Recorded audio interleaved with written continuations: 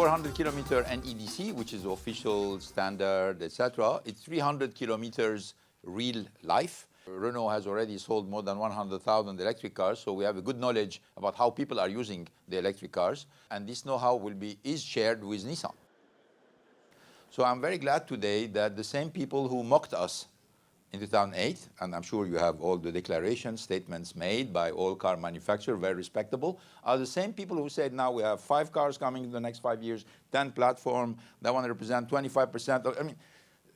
I mean, this industry is full of surprises. This is one of them, but it's a good surprise that everybody now is joining and everybody's saying, yes, electric cars are part of the future of this industry, and we cannot compete without having electric car. I'm very glad. We represent 50% of the sales of electric cars today. The big surprise is that the largest market for electric cars is going to be China. I thought it would be the United States. It's not. China is booming in electric cars.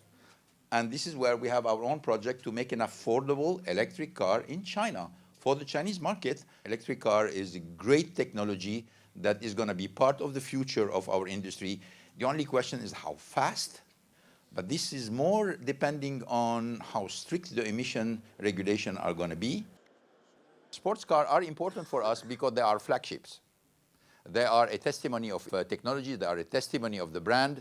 The GTR has done a great job for elevating the brand of Nissan, even though the volume of sales is relatively limited. So I think you're going to continue to have a very strong niche of sports car, even though I don't think the volume of sports car is going to continue to develop as fast as the rest of the industry. Yes, we can make money building B segments in France. If not, Nissan would have never put the cars in Flins. And by the way, Nissan put cost condition on Renault in order to produce the car, and this was a contract. And the cost conditions were based on the fact that Micra has profit objective that needs to be met. Renault accepted the cost condition.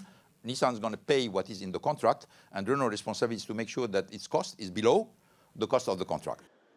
The first piece of autonomous drive has been launched in Japan, in Nissan, with the launch of the Serena van, with the Pro Pilot system, which allows you to be on autonomous drive on highway. We have an order take of more than 70%. It looks like that consumers are really responding to that. For me, we're talking about mass marketing of the technology. This is when we start to see these cars accepted by the regulator in Paris, in New York, in Mumbai, in Tokyo, which is far from being the case. We have autonomous car driving in our technical center. We have driverless cars on testing ground. We have all of this.